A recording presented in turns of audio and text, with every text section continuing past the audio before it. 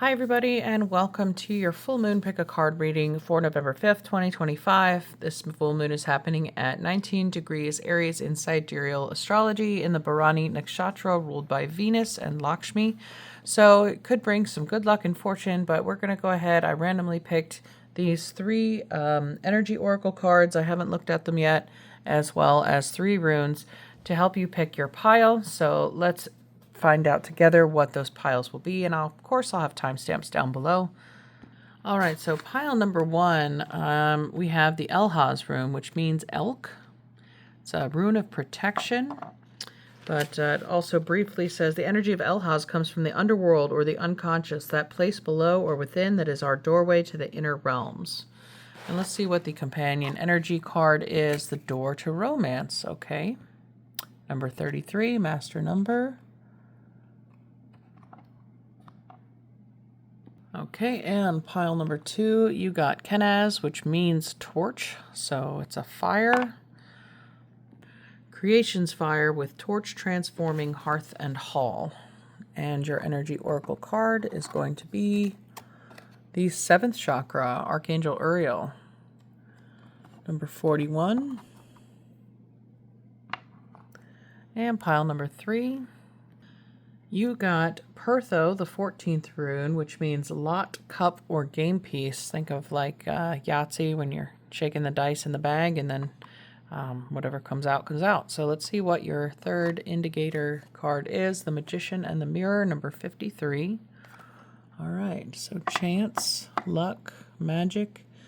All right, take your time and pause if you need to, but I'm going to shuffle off camera for all three piles, and I'll see you in your selected pile.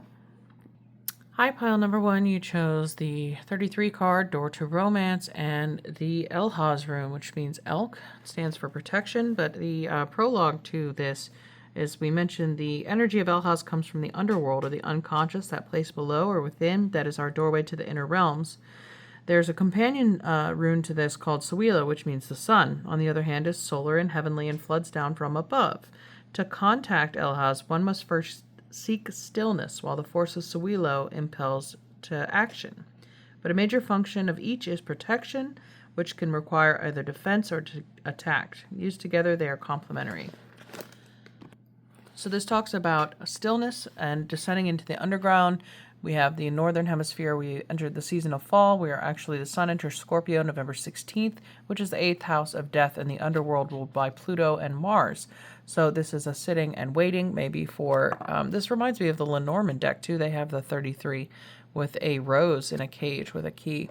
Something being unlocked or opened for you, perhaps in this new moon in Scorpio on the 20th at 3 degrees. But it is conjunct Mercury retrograde. We'll see what the rest of this reading has to bring, but that has a habit of bringing people back from your past, and you will have free will to decide if you want them in your life or not, always. So we have happiness, the 9 of Cups. 3 times 3 is 9. The Ace of Swords, truth, speaking truth, power, and the Lovers. Well, this doesn't seem to be toxic at all. It could be something that you have waited for a long time for the door of romance to open. But new love appears to be coming in, somebody who's fulfilling your happiness, who speaks their truth. They're very authentic, completely a protector, somebody who compliments you very well. We have 369, the Tesla frequency. So resonance, harmony, perfect vibrational match. This person could be Scorpio, Gemini, Libra, Aquarius, Pisces, or Sagittarius. Doesn't have to be, but their Venus could be placed in one of those signs as well. Or also Virgo, because this Elhaz rune is symbolized by the stag, and it identifies as the horned elk with the hearts that feed on the world tree. So very earthly, some connection between man and animal. This could be a hunter. We're in hunting season in the northern hemisphere. It says the horned one is lord of the animals whose physical forms provide nourishment for the body and whose spirit protects and inspires. The horned god survived as a deity through the Middle Ages and has been retained in contemporary Wicca as the major image of divinity in masculine form.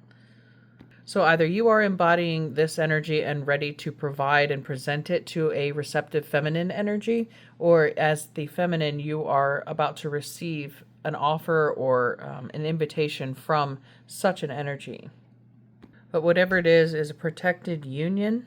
The appearance of this rune in a reading almost certainly means protection for the querent, possibly by means of drawing on natural powers or allowing previously suppressed aspects of the personality to operate. Willis says it indicates a beneficent new influence, willing sacrifice, the exchange of lesser for greater good. The querent will be protected, or at least warned. The appearance of this rune indicates luck in the hunt, successful outcome to a quest, success through striving, or rewarded effort. I have not read pile 3 yet, but their indicator rune being the lot piece, or indicating a game of chance. If you're drawn to that, maybe watch it, but I have no idea what's there. Okay, so I split the alchemy deck and I got Saturn, number 7. This could be someone you meet on the 7th, or they could have heavy Capricorn in their chart. I mentioned an earth sign with the elk being there. Saturn's contracts, though, and with the lovers here, it looks like a watched over union, a wedding of sorts, speaking the words. So if that's what you're looking for, it's possible.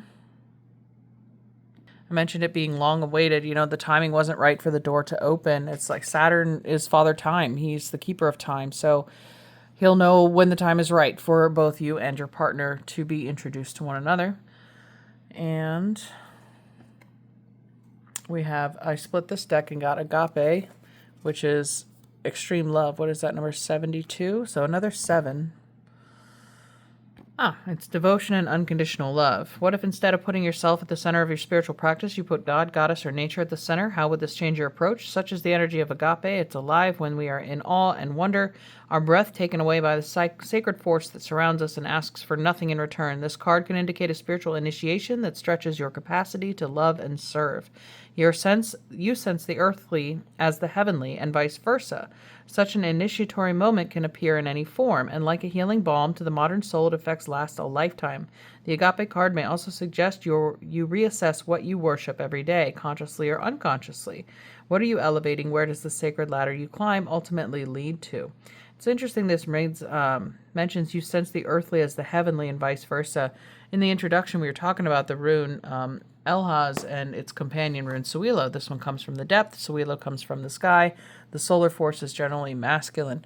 So this union, this meeting in the middle, produces this unconditional love, full of light and alignment.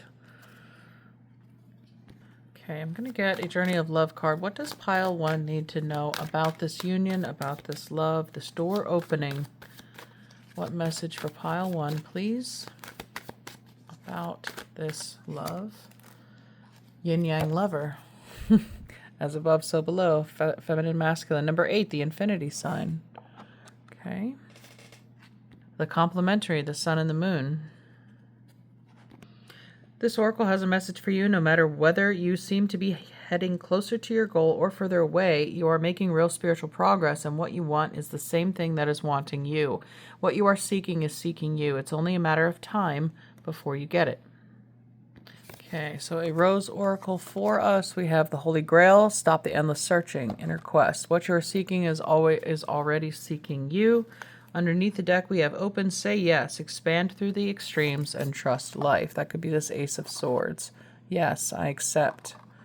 And your 9 of Cups overflows with happiness. So this is a rather auspicious, good time for you ahead, pile 1. So congratulations. Enjoy what's being delivered to you. Let's get a wisdom card. Okay. Round and round, right? What is this chase? This number 8, right? This circular, it's kind of an oscillation back and forth, coming together. It's like getting tighter and tighter, faster and faster, until these two molecules kind of collide. Number 25, the 25th of the month could be important. All right, so this may again have to do with Mercury retrograde and X coming back. Not every scenario will apply, but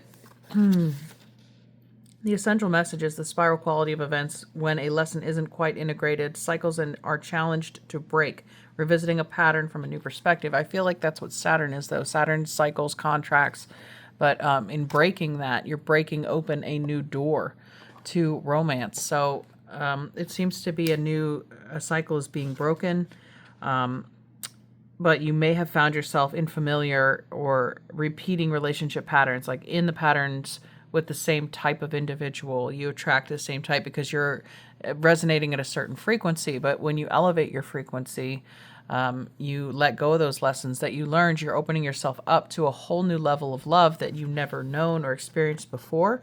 And with the Eloise rune, they're indicating it's safe to proceed because you're protected at this level. So also watch out for exes coming back during Mercury retrograde, and not everything may be as it seems, or not everything that glitters is gold. So take it on a case-by-case basis.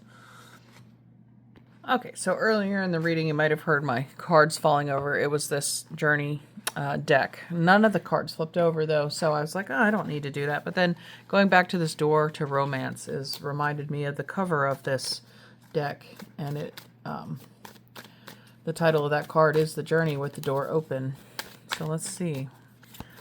What journey message does pile 1 need? Transformation, Scorpio season, death and rebirth, the process, and curiosity. Okay, yeah, it's like peeking through the keyhole. What's behind this door before you open it? So maybe like proceeding with caution, may not trust everything. That's good to have a discerning or scrutinizing view of, the process of vetting somebody is not a bad thing, based on what you've learned as far as protecting yourself in getting involved with future partnerships. So, anything else? Any other message for pile 1? Well, the Lenormand deck, I've got the dice there, so take a chance. Maybe you're called to pile 3 because the lot piece is showing up there, 10.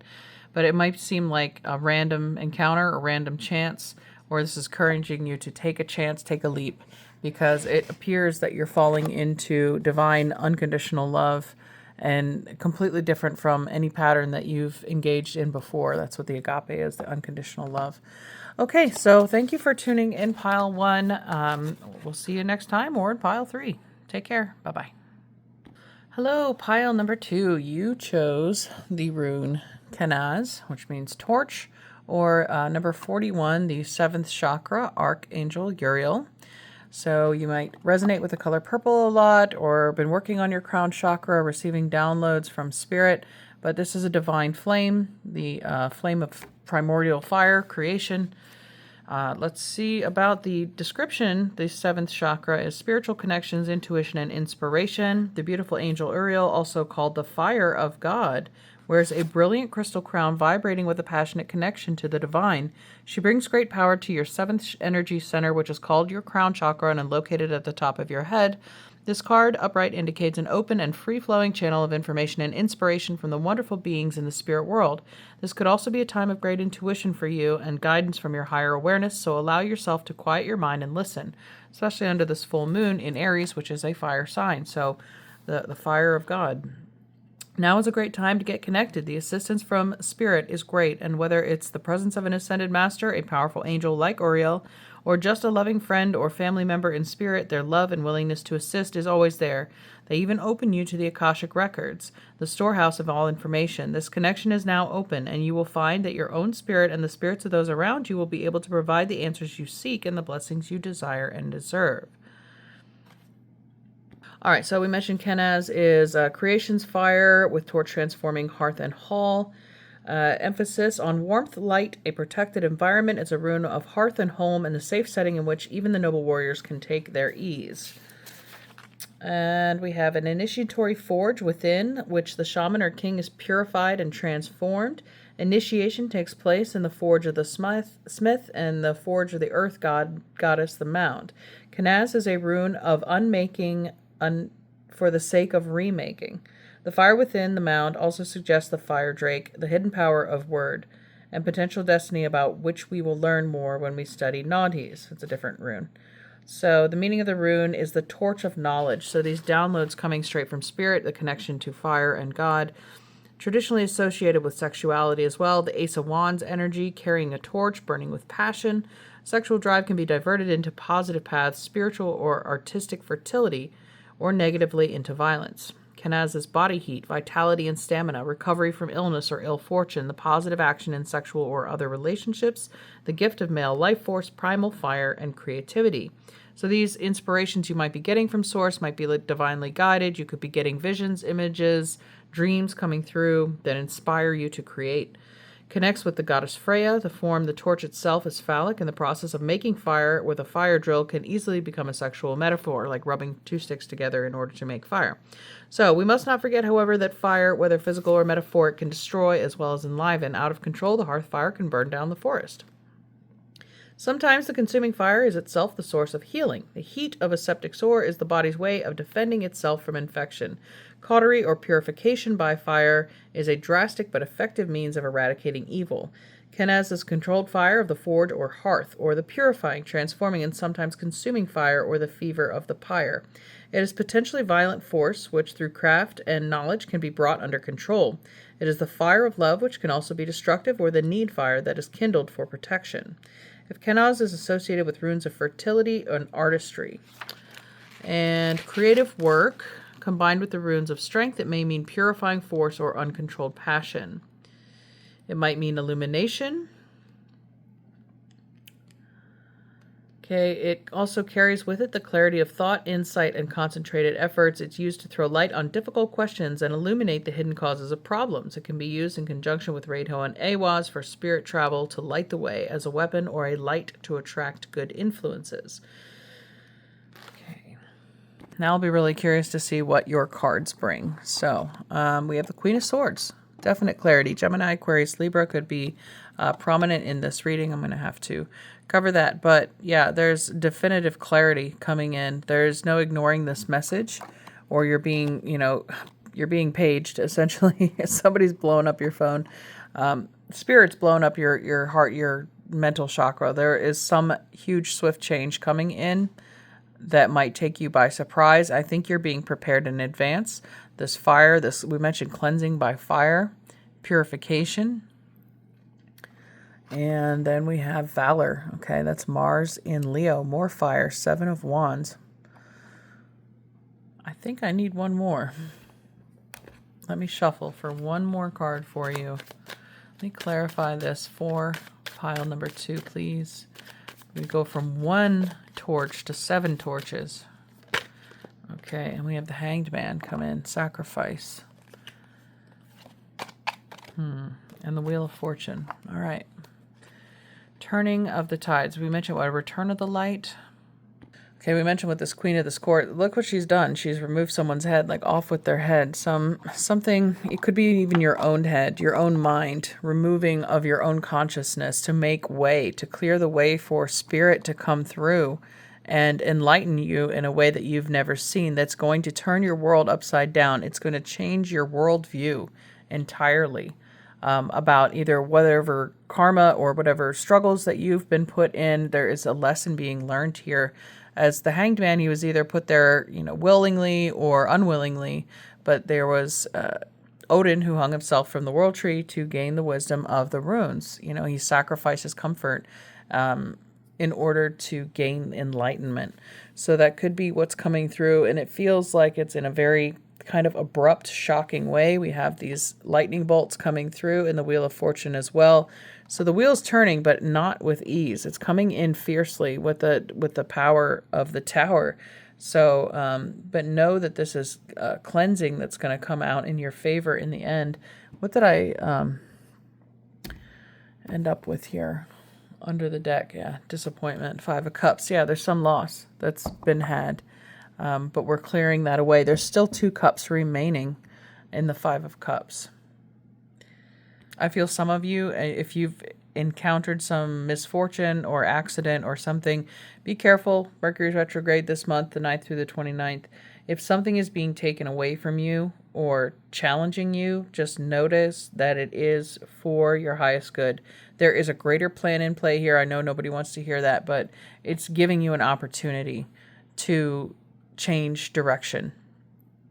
It's freeing you from something. It's freeing you from this uncomfortable position. I mean, I just thought about this, that 41 is the 13th prime number, which is Scorpio, the death card. We have the sun moving into Scorpio on the 16th of November. And then, of course, the Tower card is ruled by Mars, the ancient ruler of Scorpio. And we have Mars showing up in Leo there as well. Okay, so we have the Sun Splendor coming out for your alchemy card number 53. 16th prime number. 16 is the Tower. So this, like I said, it's a cleansing for your greater, highest good. The sun is coming out after the storm. There's really no better alchemy card. This is just, you're in the middle of transmutation this month. Between these moons, November 5th and December 5th, I expect to see large changes coming through your life. But you are carrying the torch of Kenaz the whole time. You are carrying the light of the divine because it's been given to you by Archangel Uriel. You're being entrusted with this lantern, much like the hermit. You're not going through this darkness alone. You have the fire, the brightness of the sun contained within you in order to, there'll never be a dark place. Everywhere you go, you're going to spread this fire. You're going to bring this. People are just going to notice your brightness, and they can't ignore it. Because it is divinely given. And you may attract all kinds of energies, like moths to a flame. And the Seven of Wands typically shows somebody defending their position, defending their energy. So, yes, the light, as we raise our frequency, the brighter we shine, though, the darker the energies we attract. People that are trying to hold you back or keep you from achieving this level of connection with spirit. Because you're definitely going through that process of receiving that light in the Hanged Man, whatever trial you're going through. There's a sacrifice of ego with the head being removed. Your entire identity, you could come out in 30 days, 28 days time, a completely different person. Aries rules the head, and it's the full moon in Aries. Maybe pride goeth before the fall. So for some of you, this could be a humbling scenario, a humbling loss or a diagnosis. But again, I say I can't feel that it is nothing less than putting you on the right path. And after I said that, I'm just reading this card now for the Splendor Solace is generosity, health, and abundance. We have the Wheel of Fortune ruled by Jupiter that just entered Cancer. It's at 0 degrees, right? So we'll have Jupiter in Cancer until December 5th, until that full moon, and when it backs up into Gemini. That could be, again, the time around that this one lunar cycle that you see this change happening. But in the outcome being health and abundance is great. So, revel in the glory of Splendor Solace. There are several cards in the alchemy deck that relate to the sun, yet this card specifically depicts the long-term effects of its radiance. Think abundance, fulfillment, and altruism. Envision celebration and collaboration, but is it possible in our complex world? The Sun Splendor says yes, one day and one ray at a time. When Splendor Solace arrives in the laboratory, the alchemist realizes that kindness and generosity are the secret ingredients. All other paths fall away. Through giving back to others in the world, we become more like the sun itself, radiant, light, and expecting nothing in return. Don't know where to start? Thank someone, then thank another person. Soon the alchemist finds they are not alone in their laboratory, and miracles arrive, both small and large. I mentioned gathering lights around you. This isn't always a sign of attack. It's like you're attracting light attracts light. In addition to those dark forces, it's not all negative, but beginning to resonate with lighter and brighter beings too. The Sun Splendor is a card that indicates long-term overarching success and health. Though it is practiced daily, it accumulates into an ongoing narrative for the querent. One day and one ray at a time, they say, yes. So compounding effects of change that's sweeping through your life. It's like this rebuilding one brick at a time. Scarcity often prevents us from feeling the sun's abundant splendor. Give freely today, give anonymously even, then take note of how you feel. So, yes, giver's gain is the old adage, and Jupiter supports that. So if you have Jupiter transiting your natal planets right now, it'd be a very good time to engage in philanthropy. I know we have the holiday season coming up, and most people choose to be a part of charitable organizations. That could be some of the sacrifice too, bringing light to other people's worlds. Some people may have been devastated by a natural disaster, and here you come to give of yourself in order to serve others. And then we have soulmates. Okay, number 41 showing up again, 13th prime. So what is it? Penguins mate for life. They got the key. Key to her heart. Isn't that sweet? Okay. Lovely. So maybe you were drawn to pile 1 as well. Let's see.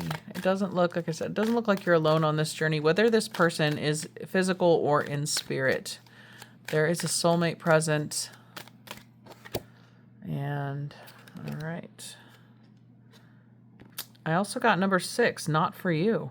And this fortune cookie says, nope. It's a chessboard, right? Okay.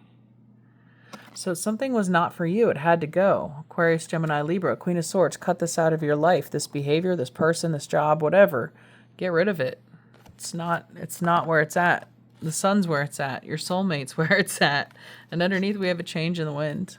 So more air energy. I'm still filming this with the sun in Libra. So, okay. All right, I'm curious with this soulmate card here. Again, this could be spirit or somebody in spirit as your soulmate. I'm getting a journey of love card. What message? Spaces between the words. Okay, the silence. The void. And sweet soul rising. Okay. Very specific that somebody may have recently lost a loved one. I'm not saying that. Or it could be the anniversary of a loss or something. If so, I'm so sorry. But know that this person has not abandoned you, even though it may feel silent, like there's a void. But there's an ascension going on. They are helping you ascend. Oh, man, we had the Kenaz rune, right? Start this fire rune, and we have Burning Hero. Somebody's really your hero, like your champion. Somebody's fighting for you. I'm sorry, it's got just really emotional for a minute. Either that or you're a hero to somebody else. Somebody is carrying a torch for you. Someone's lighting your way. They're not going to let you drown. Because I pulled these cards, the river and the ocean. It's water, it's emotion, it's not getting carried away or drowned in them. They're helping you find your surfboard, your raft, your life vest. Just wanted to read briefly about the river. It's the stream, the flow, the current. There's a reason so many rituals of change and rebirth take place in the river. It's forgiveness embodied in physical form without asking in return. The river washes away what is no longer necessary, smoothing over sharp edges and accepting all our mistakes and grievances. Once we step in, we are no longer in control. The river carries us further down the stream of transformation than we planned to go. Its waters have a special gift for reflecting back to us a new and dreamlike vision. Once the tears have passed, we see ourselves as we haven't before, with a little more lightness, grace, and fluidity. Keep in mind that you stand within the river is the real you, full of deep emotion and potential, nothing to hide, nothing to judge. May you drink in the sight of your true self. Acceptance, grace, reflection, and forgiveness are keywords. The river is emotion. When you are in its current, you will know it by the bursting forth of tears, laughter, song, despair. All emotions flow in its current. You can only resist the river for so long. Eventually it will pull you toward change, so you may as well get in with style and grace. Okay, and these cards were right next to each other numerologically, I guess. The ocean is the next card at 35. So the unconscious, the depths, the incomprehensible. The power of the ocean is unmatched. To step into its salty waters is to step into the unknown. By its sheer volume, the ocean represents the unconscious, all that is beyond our understanding. We cannot live within the ocean. We cannot claim it, manage it, or own it. It rejects our every attempt to dominate nature, yet amid its overwhelming power, it calls to us, inspires us, and invigorates our life on land. It dissolves the little us into the big us. When the energy of the ocean is present, there is a change stirring that is beyond any change you've known before. The ego must dissolve. The saline swells work on your very cells, your fiber, your deepest underlying beliefs. Like Aphrodite, we rise from the ocean's froth, a new beginning. Life is change, let the wave crash. Okay, go with the flow. We mentioned that the ego must dissolve. She's cutting off her head, right? The identity. Maybe some of you are changing your name, or you'll receive a spiritual name that's unique to you and your experience. Okay, we have 20 and 24 down here. This is something that might have happened in 2024 or started then. Okay, so this one, I'm just going to wrap it up here pretty quick. I'm going to get some angel cards for us. Okay, Peacekeeper, let go of the need to be right. It's, you know, those water imagery of the ocean, the ego. I need to be right. I'm right. I know better. I'm in charge. It's let go of control. Let go of the need to prove yourself. Protection, Guardian. Again, you're protected. We have great teacher, learn from spiritual experience. So that kind of goes with the sweet soul rising, the elevation of consciousness, coming to the 7th chakra. There is a great teacher, whether it's Archangel Uriel, a past loved one, a spirit guide, somebody from the other side is guiding you. You may find white feathers as a symbol of their presence and encouragement to keep going. All right, pile 2. I hope you found this informative, and if it resonated for you, let me know in the comments below. Thank you. Take care. We'll see you on the next one. Bye. Hi, pile number 3, and welcome to your reading. You chose the Magician and the Mirror, number 53, and the 14th rune, Pertho, which means lot, cup, or game piece. Pertho pours its play from the rune cup, chance or change for man or child. Okay, so like in ancient Rome, they used to have the knuckle bones. They would read, they would throw coins or knuckles and read the result, like game pieces falling out of a cup, or the I Ching or something like that. But it's Pertho is a rune of mysteries of fate, the power of the Norns that decides the outcome of runic divinations. It governs the laws of cause and effect and of synchronicity. Pertho is at once the well and the cup in which the runes are tossed. It is the power of becoming, consistency, and change. I guess what better piece for a magician than the cup? Well, it's one of the 4 elements, the cup, sword, wand, and pentacle. Emotions, water energy. We're still working under a water trine here. Okay, so Gunderson describes the rune more specifically as one of divination and points out that among the ancient Germans, the same method was used to cast both the dice and the runes. Both allowed word to become manifest. Dicing reveals personal fate, while rune casting reveals the fate in the context of the word of the world.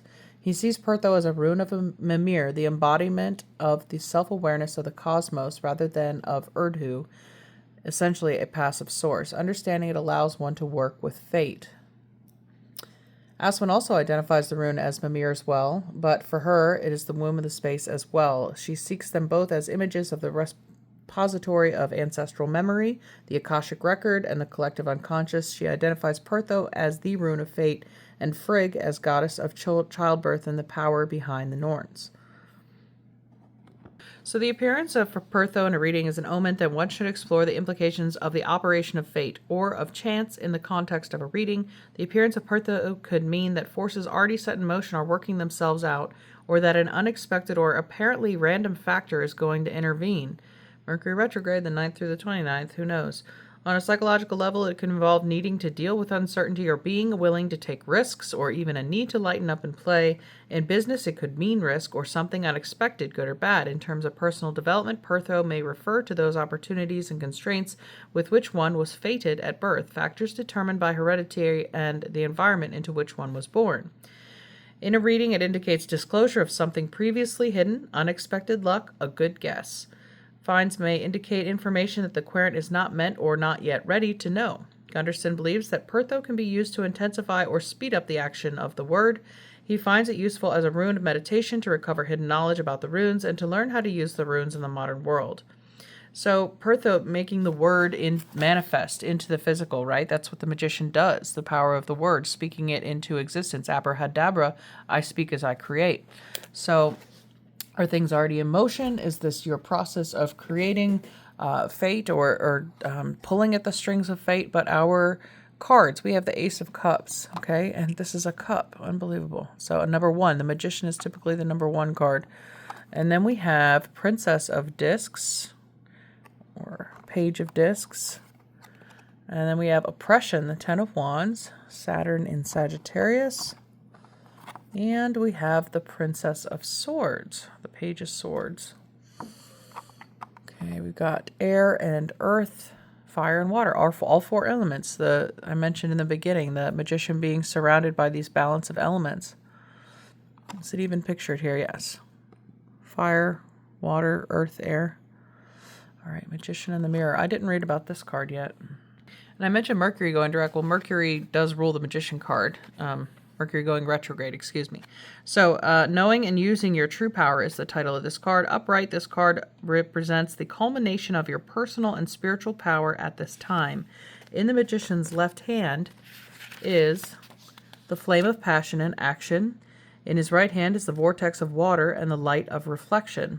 This highly beneficial card is telling you that you are the magician, and within your grasp are the amazing forces of earth and spirit. The water is the energy of yin, the power of spirit and clarity of thought. The flame is the energy of yang, bringing together direction and creativity.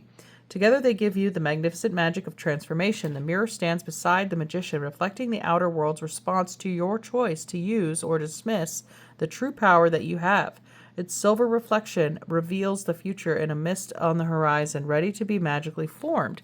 When we talk about controlling your fate, it's like you've come into this power now. You're in balance. You have all the elements, the experience, the wisdom, the know-how, and now you have the power in your hands to bring to reality what it is that you envision.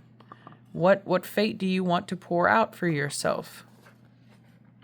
When you receive the Magician upright, you are put on notice that the important and powerful time is at hand. You are an alchemist of your life, and just as an alchemist turns base metals into gold, you are now able to transform your difficulties into great blessings.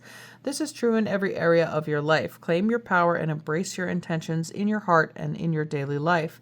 Direct your destiny, and the mists of the future will clear into brilliant reality. Direct your destiny in the mists of the future. So clarity coming through, obviously. The mirror might have been, when you get out of the shower and there's like fog on the mirror, you can't see very clearly. It's like this full moon is wiping away that condensation. It's giving a clear reflection of what you want to see in your mind's eye. So maybe you've been struggling with brain fog or lack of focus. This is bringing clarity. Some of you might have watched a different pile today as well. But there's that infinity symbol above his head, as it normally is depicted in the tarot, but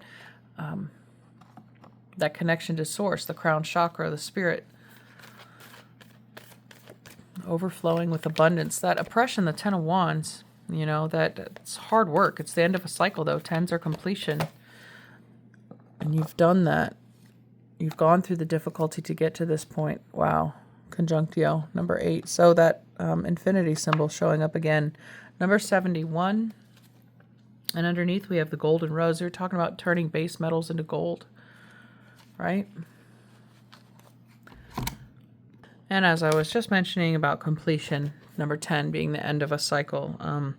This is the final card in the deck called Conjunctio, Conjunction, Love, Divine Union, Infinity. Some of you might be coming from pile 1. Or pile 2. So, let's see. Conjunctio is the great alchemical operation of love. During this stage, we witness the miraculous work of two opposites merging to create a unique third form. Sun and moon unite to reveal the entire cosmos. Black and white unite to reveal the spectrum of color. We have the new moon in Scorpio, the underworld, the most psychic, magical people being Scorpios. They walk the space between worlds, Same with Pisces and Cancer. They can move between fire and water seamlessly, between spirit and matter. So, and we have, the new moon is the joining of the sun and the moon there. Unlike coagulatio, conjunctio represents a conscious and benevolent union, one that springs forth from awareness, acceptance, and devotion.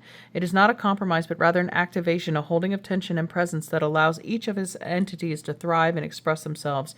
Experiencing conjunctio is one of the blessings of the human experience, whether the bond is with human, nature, or divinity. Recognize it by the stirring of your heart and an element of surprise. Through the opposite arises the infinite. Take note if this card appears in the vicinity of the alchemical wedding or the Venus card. If so, the message of love is resonating loud and clear. Well, there's no the other alchemy cards here, but we're talking about the merging of fire and water. It could be a conjunction between you and another, one being a fire sign, one being a water sign.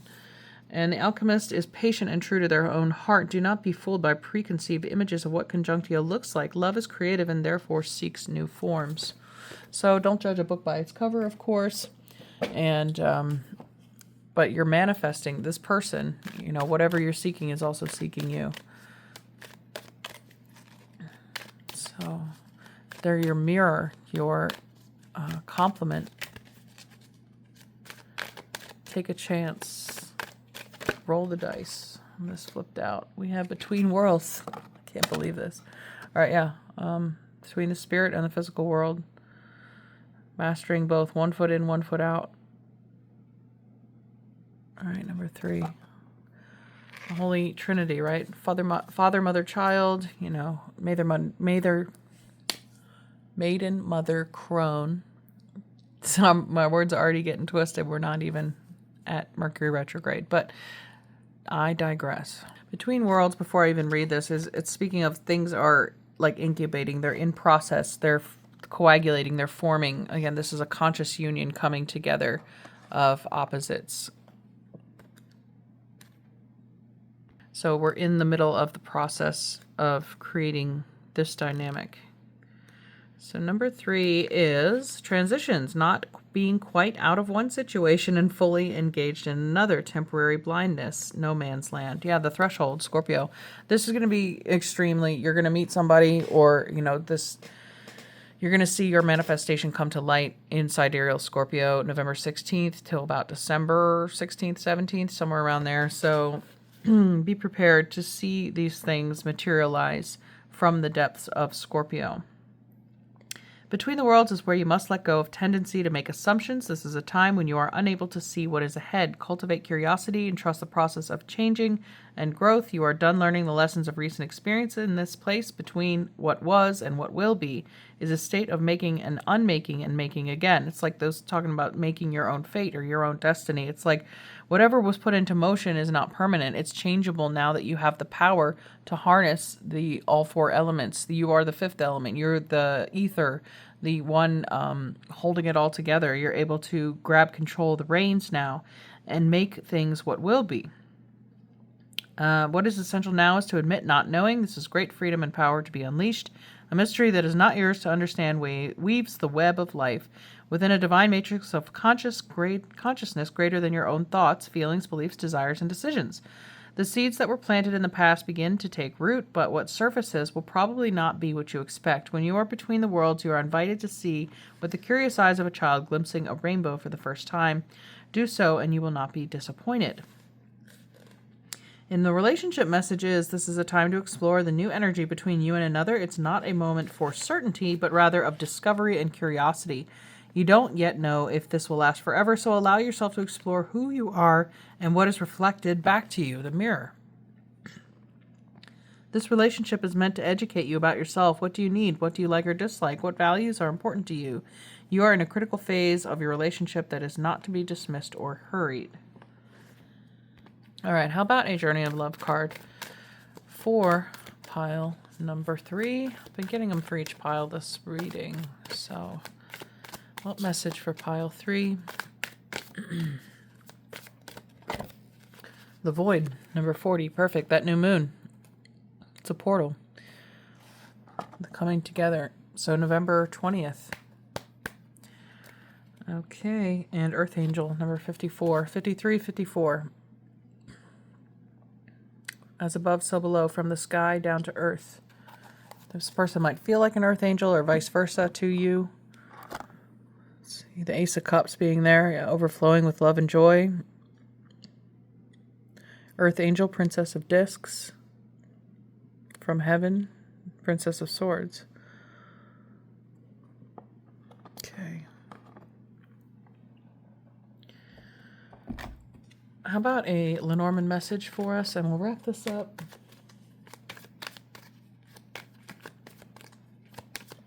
Pile 3. Okay, we have the clouds. I mentioned a clearing, right? Things are starting to come into focus. We're in between, so be patient while the veil is lifted. We have the anchor and the book. All right. Security. This is a book of secrets. It's locked, right? Lock it down. Putting down an anchor.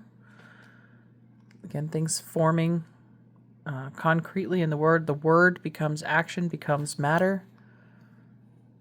Perhaps journaling is important to you, or writing down statements of intent. But you're putting down an anchor in space-time and saying, this is my point, my turning point, and this is where I'm anchoring my energy, either with this person or this relationship. And then underneath we have the clocks, so depicting timing, like clockwork. So we can't rush the process between worlds, but things are taking shape nicely. Things are coming together, I think, by that new moon on the 20th. Let me know how this works out for you in the comments below. And thank you so much for joining me for this reading. I hope you enjoyed it, and we'll see you next time. Thanks, Pile 3. Bye.